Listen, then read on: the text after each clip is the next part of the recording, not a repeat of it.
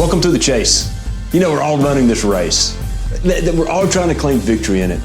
In my job, I get to sit down with wealthy people all week long. I hear about their wins, I hear about their losses, and quite frankly, like a bartender, I hear about their heartache. And I don't want you to run that type of race, or at least I want you to succeed at the race that you're running, and I want you to succeed at something that matters. Think about it like this. All the while you're chasing after something that's good, God's chasing you with something great.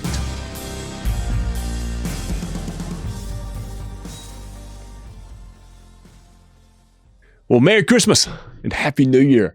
I'm Chris McAlpin, the host of The Chase, and I'm glad you've joined me here at our last podcast of the year, our last show of the year.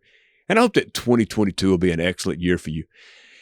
I hope that 2021 was as good as well. You know, I'm optimistic for you. I'm excited for you. And you may say, hey, Chris, you don't even know me. How on earth could you possibly be excited for me?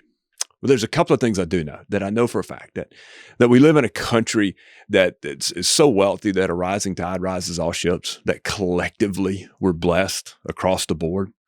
But I also know, and this is far, far, far more so important, that there's a God who loves you, that Jesus Christ died for you, all so that you can be in his family, all so that he can bless you in that way.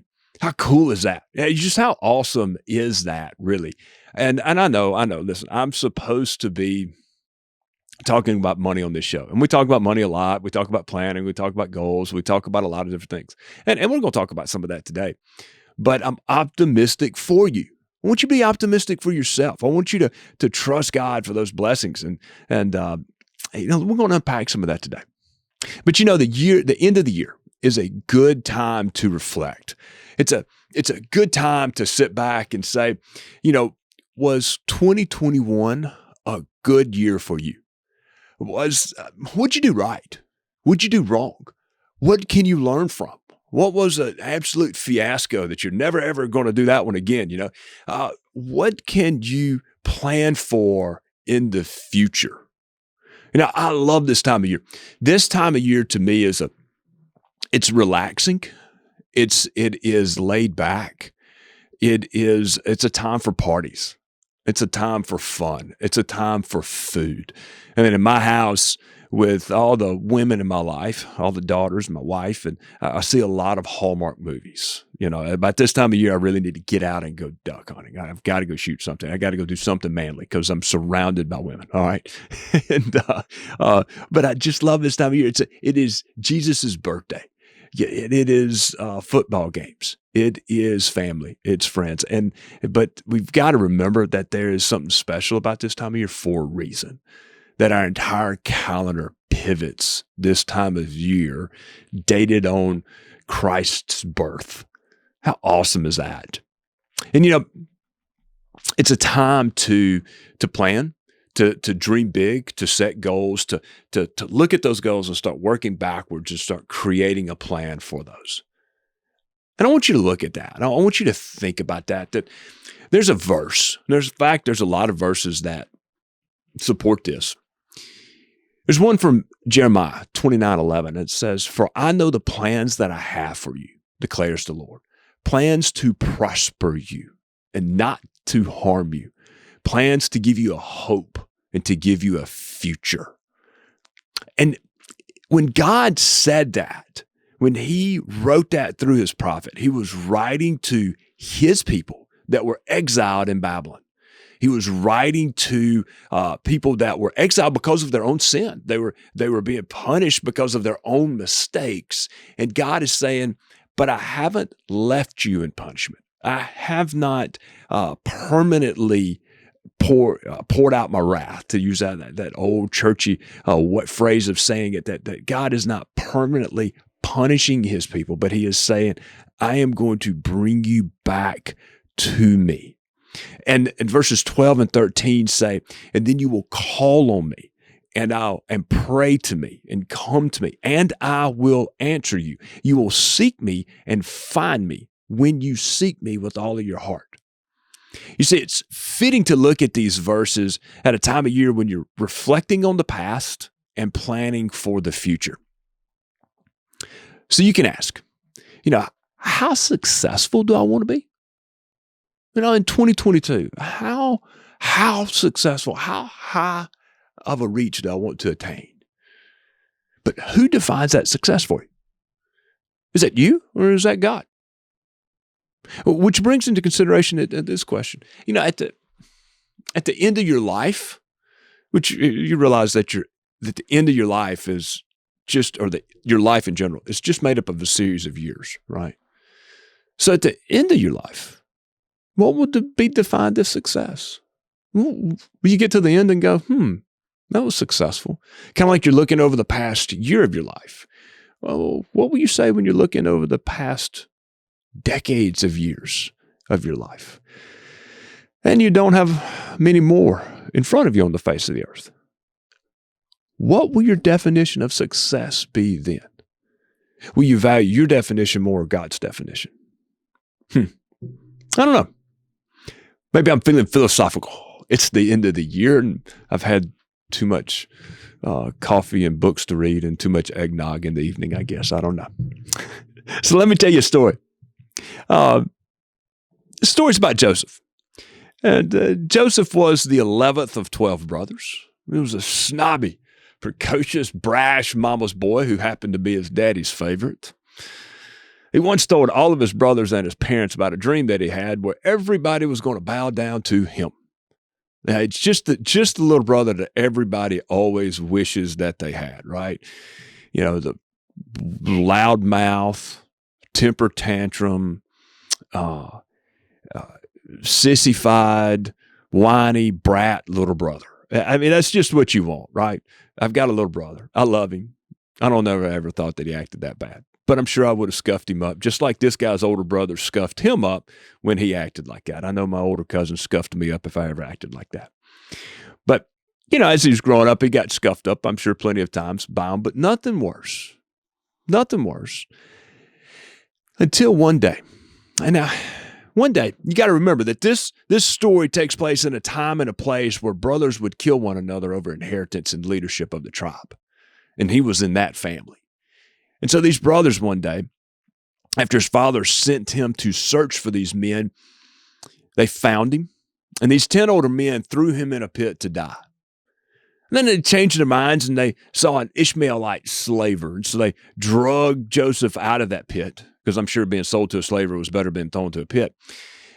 And a beaten Joseph was chained, imprisoned, and marched across the desert to Egypt, where he was sold to a man named Potiphar. And this is when the story gets interesting, because if you think about this, God, we see at the end of the story, had a very big plan for Joseph. He is blessing him all along the way.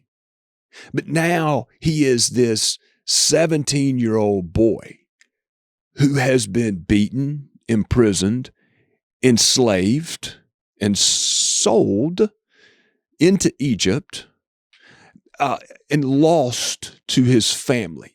So at this point in the story, I don't think you would look at him and go, man, Joseph's blessed. He is awesome. He is rolling in life and he's going to attain greatness. I can't wait to see what happens to this young man.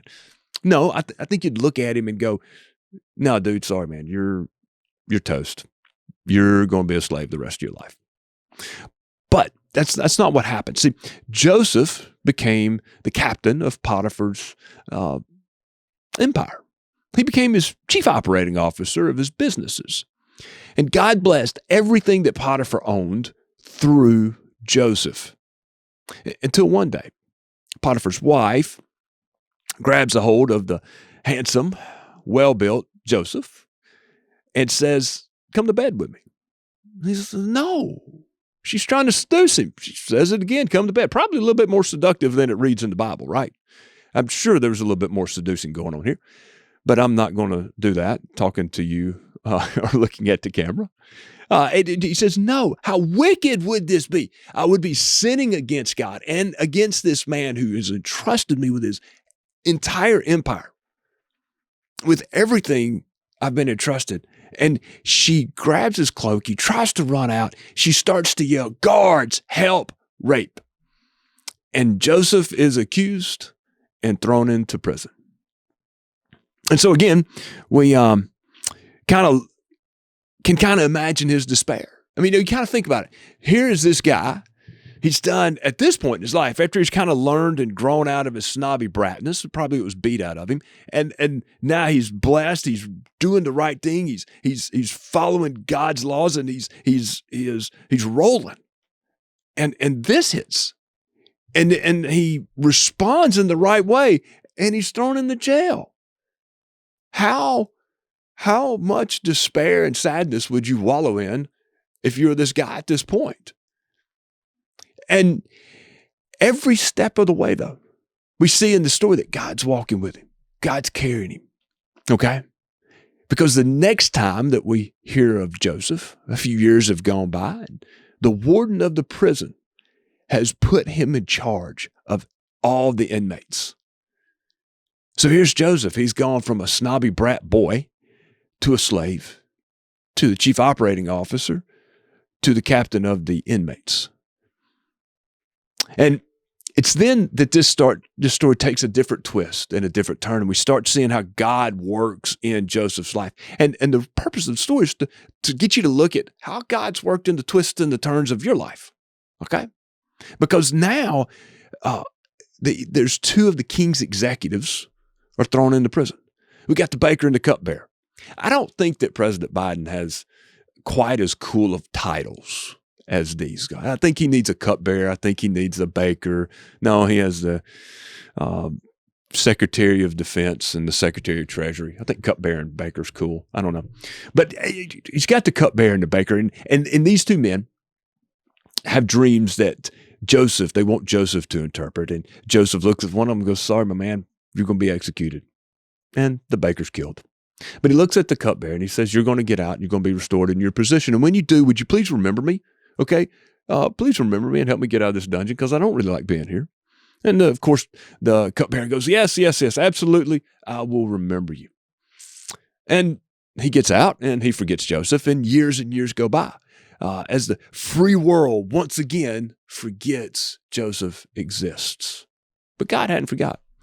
And so one morning the king wakes up and he's had a terrible dream and he has a ton of anxiety and concern. And so he gets his cabinet together.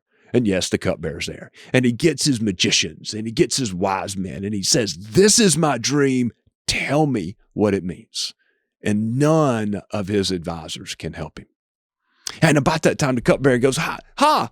Oh, I can't believe this. I forgot about this man who interpreted my dream once. And oh gosh, I feel terrible, King, that I have forgotten about him. But my Lord, I'm sure that this man who is in prison, if he's still there, if he's still alive, I bet he can interpret this for you. The king doesn't let him finish his sentence. I bet he says, go get him, you idiot. Come on, man. You forgot the guy. That's terrible of you. Go get him.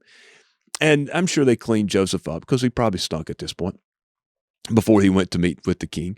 And he brought him in, and the king lays out his dreams. And the king asks him, he says, can you interpret this? Your reputation precedes you. So tell me what it means. Joseph looks at him and says, no, sir, I cannot. But God can give you the answers that you're looking for.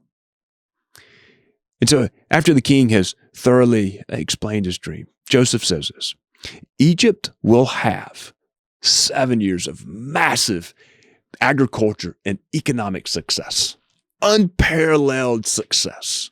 And then it's going to have 7 years of famine and devastation. So you better prepare, king. And the reason that you got two dreams describing this is communicating to you, O king, that this is a definitive action that is definitely going to take place. So, king sits back, looks at this enslaved, beaten, imprisoned Hebrew young man now, says, wow, never heard advice like this. Never met a man like you.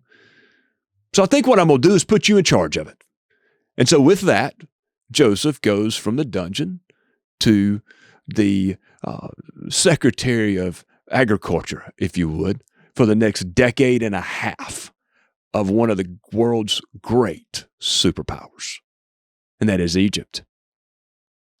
And you know what?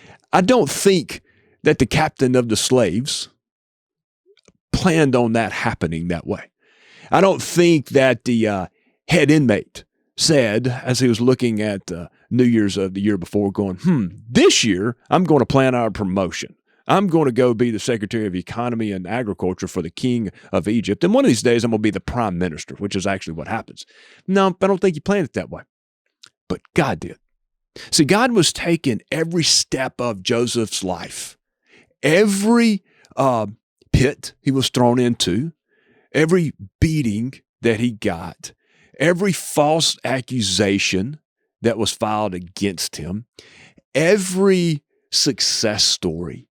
From the time that he first led a group of men on a tiny project that Potiphar would have put him in charge of, to the last time that he led the inmates through their entire work project. I wonder if they're working on the pyramids. That'd be interesting to go research. To all the while, God was preparing Joseph to be the Secretary of Agriculture, Secretary of the Economy or the Treasury, and one day Prime Minister of a superpower named Egypt. And so what happens in the rest of the story? Well, you can go read it in Genesis. It'll start about chapter 37. Chapter 38 is kind of a weird one, and then it tells the rest of the story, okay? But we see that after Joseph becomes prime minister and after he saves his family's lives, and yes, they do bow down to him as prime minister, and after his dad dies, his brothers come to him worried that they're going to kill him, that Joseph is going to kill his brothers. Because all he had to do was say, you once wronged me and you will be executed.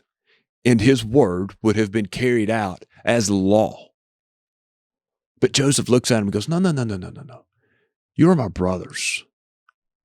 I will provide for you and I will provide for your family. Because what you meant for evil, God meant for good.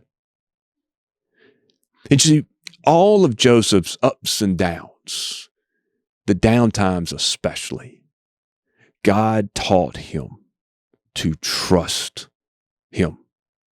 That is God. God used those times to say, Joseph, I carried you through these times. God also used those times to train Joseph in humility, which we see at the first of the story he does not have, to train Joseph in honor and respect, to allow Joseph to realize that he's been forgiven, and so therefore he should forgive others. He's been cared for, so therefore he should care for others. He's been blessed with good, so enjoy that good and glorify God for it, but also provide good for others. Which if we were to spend the rest of the time unpacking the whole story, we would see that that is just what he did. It's a marvelous business story in the Bible. Egypt actually grows enormously powerful due to the 7 years of famine and devastation that they were prepared for. But let's pivot for a minute.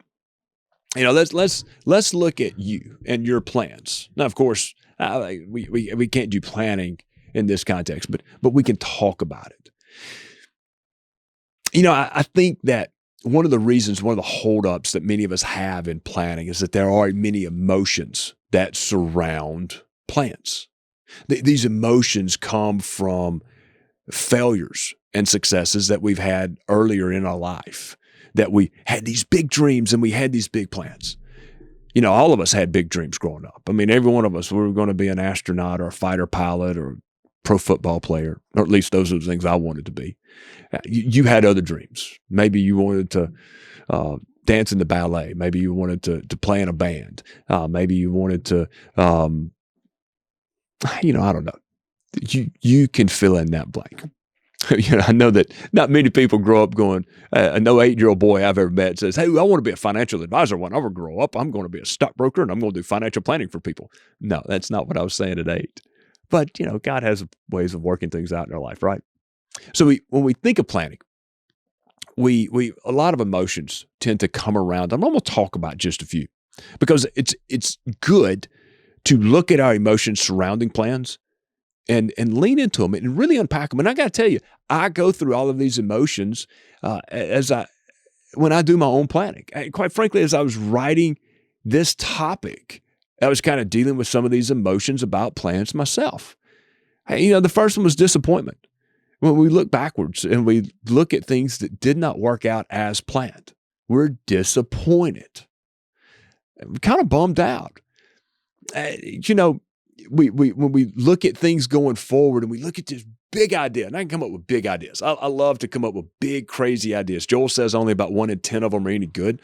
But I guess that's why God gives me people like Joel and Josh in my life, and to make sure that I don't try all 10, right? But you get this big idea, and then you start kind of looking at the resources and going, what resources do I need to get there? And you get really disappointed because you don't have enough resources. But actually, that can be good for you, because you're going to deal with the emotion and you pivot back and trust God and say, God, if God has, if He wants you to accomplish that big picture, then He'll provide for you the resources. Joseph's brothers intended for him to die and disappear. And he was taken to Egypt. And the next time they see him, he is the prime minister of Egypt.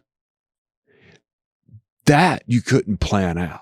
Joseph did not go down there with a cell phone full of contacts, knowing who to talk to. Okay? It wasn't like he said, hey, Potiphar, you buy me and introduce me to the cupbearer and to the baker so that I can interpret dreams, because that's what I do. And then I'm going to get in front of the king this way. Not at all. No, not at all. So look at your disappointment, lean into it and get over it. Trust God. We're going to lean in that in a minute. Fear. I think another thing that we look at and we deal with, especially when we look forward, is we're afraid of failure. We're afraid we don't measure up. We're afraid that we don't have enough, which leads to the next emotion, which is scarcity. We believe that we lack resources, and we struggle with this. And it gets into a woe is me kind of mentality. Now, a lot of us are really good at keeping this on the inside, but I got a secret for you. Everybody deals with it. You see, part of my job as a financial advisor is I sit down with people and I hear them share all these ideas with me. And I've heard it from hundreds of people over my career, if not thousands. This is a topic we talk about a lot. Disappointment, fear, a scarcity mentality. It drains all of us of the energy and the thought process that we need to move forward and reach goals. So let's look at a couple of good emotions. Number one, confidence. We know that God has a good plan for us. We just looked at a verse from Jeremiah that said so. And even more so, God has determined an awesome future. Now, hear me with this. I'm not talking about the future in your life. I'm talking about something beyond that. That is so cool, and it is so good. And God's plans to last for all of eternity are so unimaginably satisfying that it gives us hope today. You see, if you have that confidence in God's promises, if you believe He will keep His promises, that gives you an unbelievable hope for the future, which gives you confidence today. Now, from that confidence, start planning. That delivers awesome peace, because it now starts to focus you on the right parts of your plan. Okay? Next one, trust. When we know that because God has good plans for us, we trust that He will let us know all that we need to know. He will provide for us all of the resources that we need to succeed in those plans that He has for us. See, if we're confident that God is guiding us in our plans, and I don't want you to church this idea up. That's kind of what I worry about when I talk about stuff like this. But do you realize that God has plans for your family? God has plans for you. God has plans for your wealth. God has plans for your health.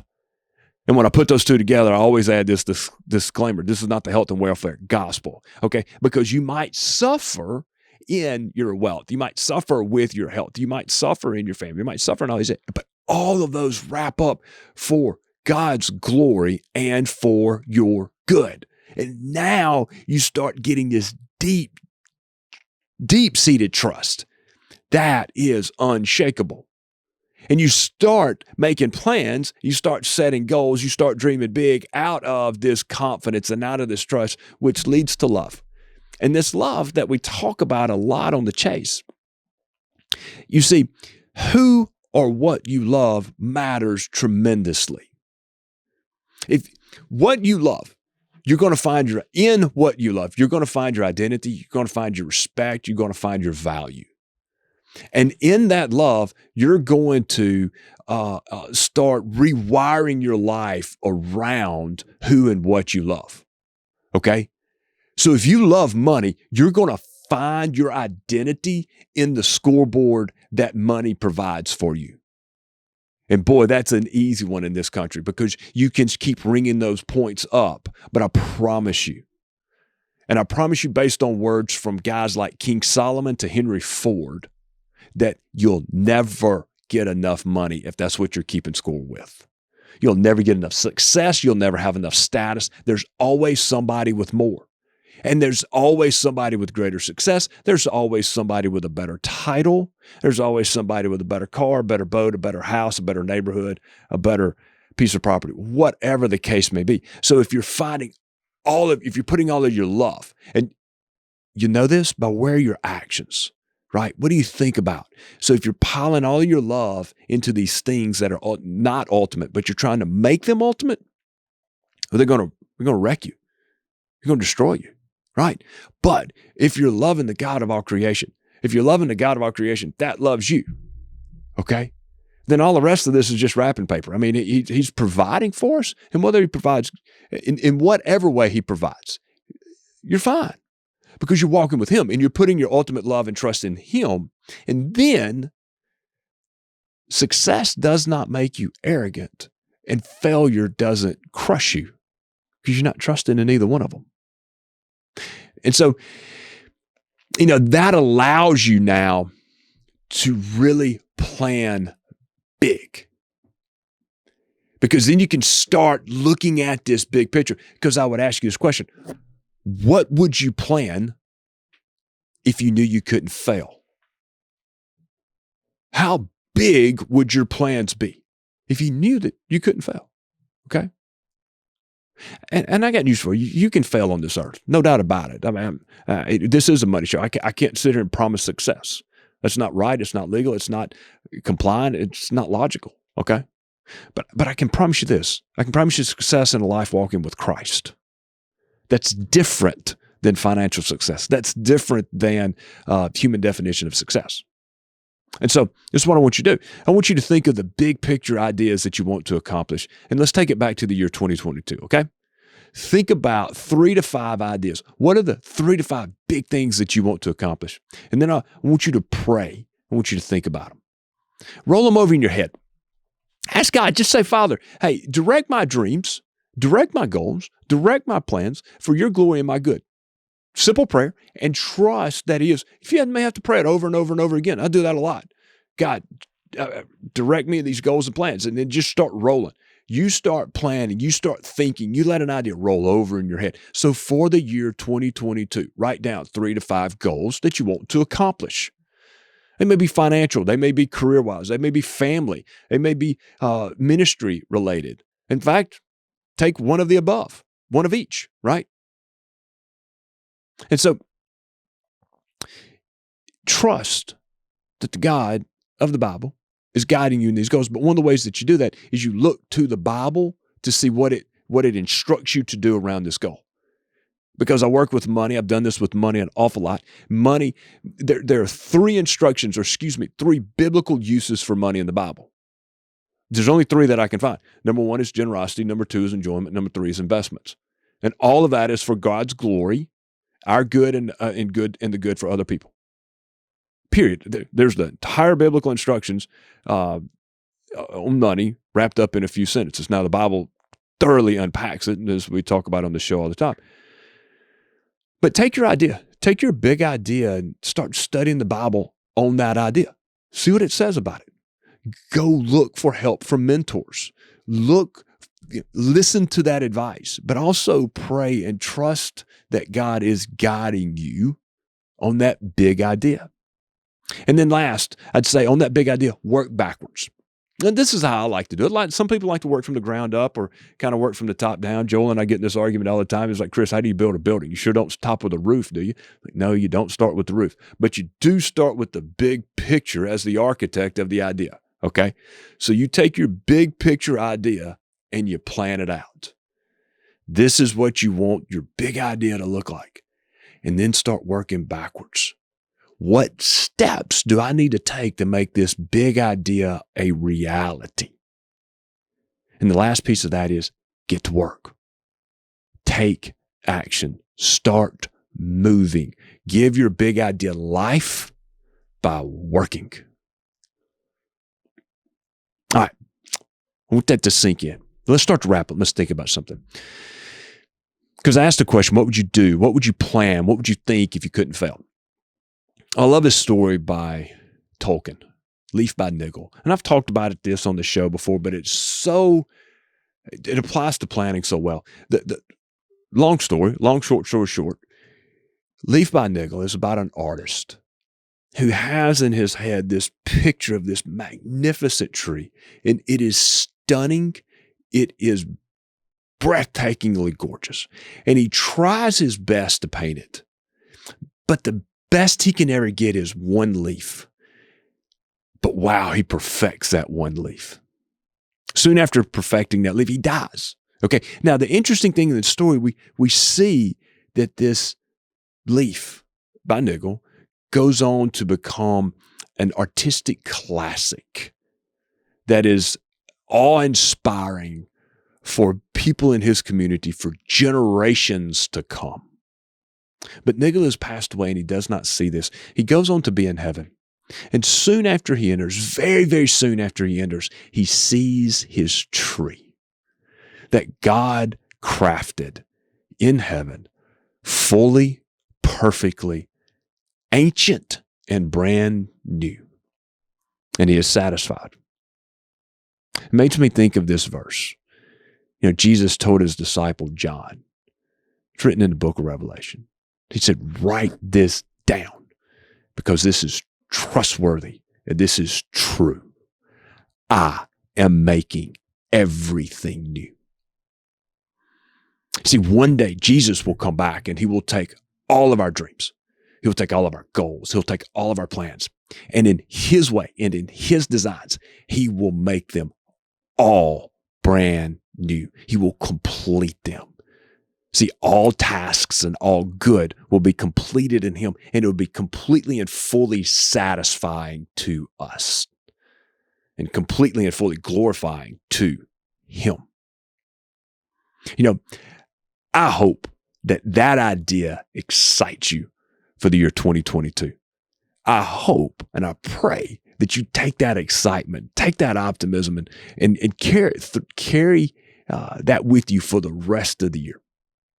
I want you to think about next year with a swagger. I want you to think about next year with an optimism that is rock solid. But remember this. I say this a lot. All while you're chasing something good, God is chasing you with something great. Take care. Happy New Year. God bless.